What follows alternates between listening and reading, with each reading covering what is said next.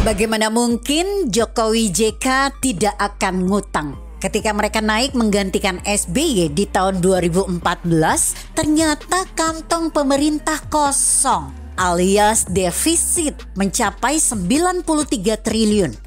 Presiden Jokowi mendapat warisan hutang besar saat diangkat menjadi pemimpin Indonesia. Mengutip artikel yang ditulis Satria Dharma yang disadur dari redaksi Indonesia.com, sebelum Jokowi menjadi presiden, hutang luar negeri Indonesia sudah mencapai 2.700 triliun rupiah. Padahal sebelumnya Jokowi sudah berjanji tidak akan ngutang. Setelah naik, barulah Jokowi JK sadar bahwa mereka mewarisi pemerintahan yang jeblok keuangannya. Sehingga mimpi mereka untuk memimpin negara tanpa berhutang lagi hanyalah mimpi kosong. Pendapatan negara tidak cukup untuk membiayai kewajiban pengeluaran, utamanya subsidi-subsidi yang selama ini terus dibiayai oleh kepemerintahan SBY. Sekretaris Kabinet Pramono Anung mengatakan pemerintah Jokowi JK harus membayar bunga hutang sebesar 250 triliun rupiah per tahun. Sehingga selama 3 tahun pemerintahan Jokowi JK, maka hutang RI bertambah 750 triliun rupiah. Itu baru bayar hutang peninggalan presiden sebelumnya loh. Jadi inilah yang tidak kita ketahui sebagai masyarakat awam, yaitu mau tidak mau, suka tidak suka, Jokowi sebagai Presiden Republik Indonesia yang baru harus berhutang. Mengapa harus berhutang? Pertama, ya untuk menambal defisit anggaran dan juga untuk membayar hutang dari pemerintah sebelumnya. Kedua, untuk membangkitkan perekonomian rakyat itu sendiri. Yang menjadi masalah besar juga adalah rencana penerimaan negara yang harusnya menjadi sumber pembiayaan tidak pernah bisa 100% menutup kebutuhan belanja. Jadi, selalu lebih rendah dari yang diperkirakan. Penerimaan berkurang, tapi pengeluaran ngocor deras. Jadi solusi satu-satunya ya Jokowi harus menelan janjinya sendiri dengan melakukan hutang, baik di dalam maupun di luar negeri, selain meningkatkan investasi dari luar. Jokowi harus bekerja keras untuk menarik investor asing masuk ke Indonesia untuk menumbuhkan perekonomian yang suram akibat hantaman pandemi. Maklum, pandemi telah melumpuhkan ekonomi tidak hanya dunia, tetapi juga dalam negeri. Pandemi telah melumpuhkan perekonomian rakyat. Bahkan perekonomian dalam negeri anjlok sampai minus 5,32% akibat penyakit itu. Ngeri. Menteri Keuangan Sri Mulyani pernah mengatakan, hutang sebenarnya bukan masalah baru bagi Indonesia. Hutang bahkan sudah menjerat Indonesia sejak merdeka dari penjajahan Belanda.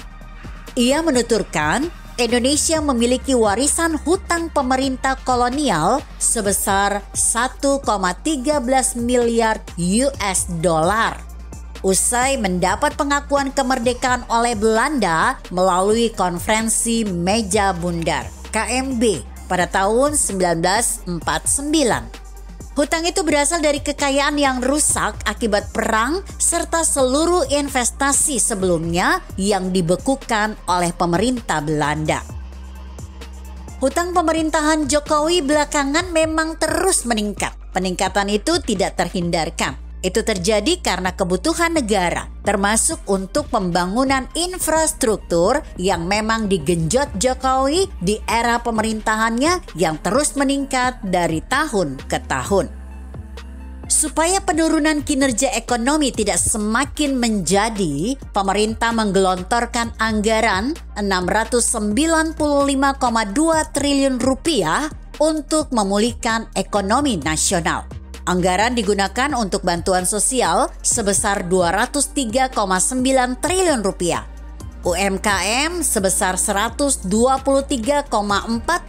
triliun rupiah, insentif usaha 120,61 triliun rupiah, Kementerian atau lembaga atau pemerintah daerah 106,11 triliun rupiah.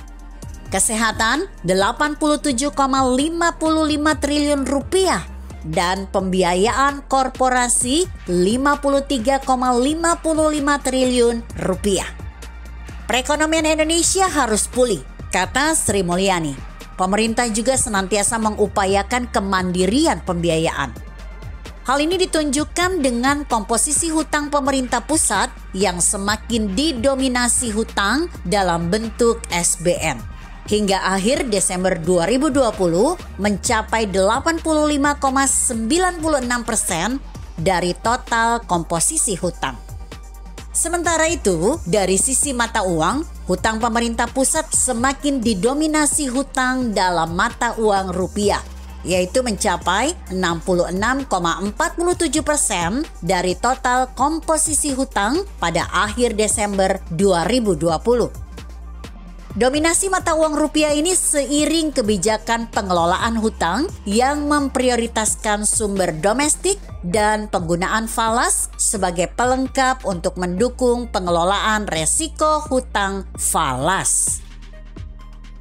Di ASEAN, penambahan hutang kita paling kecil.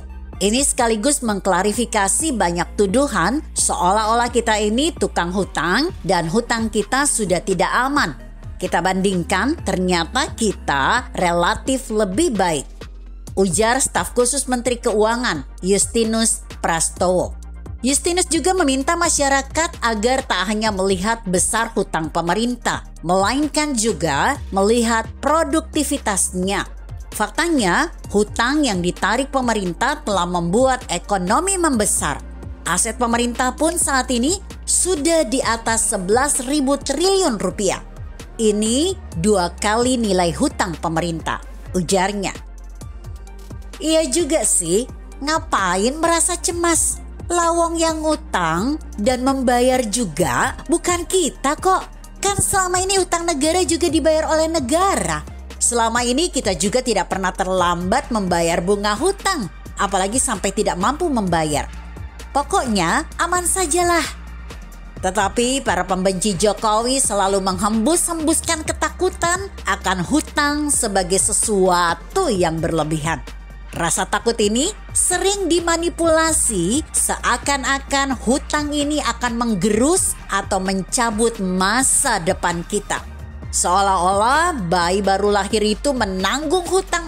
Padahal faktanya yang membayar hutang itu negara. Dari mana?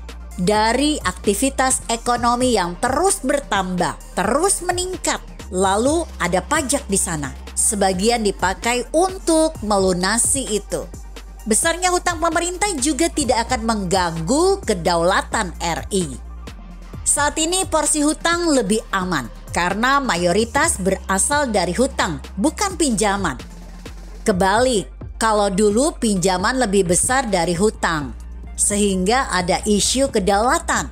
Sekarang isu kita adalah hutang itu 86%, pinjaman hanya 14%, kata Justinus. Loh, apa bedanya antara hutang dan pinjaman? Secara sederhananya, hutang itu dananya dari dalam negeri, sedangkan pinjaman adalah hutang dari luar negeri. Kalau mau ilustrasi lebih sederhana, hutang itu pinjaman pada keluarga sendiri. Sedangkan kalau pinjaman, dananya dari bank atau pinjol. Sesulit-sulitnya kita membayar hutang pada anak sendiri, masih jauh lebih mudah diatur ketimbang pinjam sama bank atau pinjol.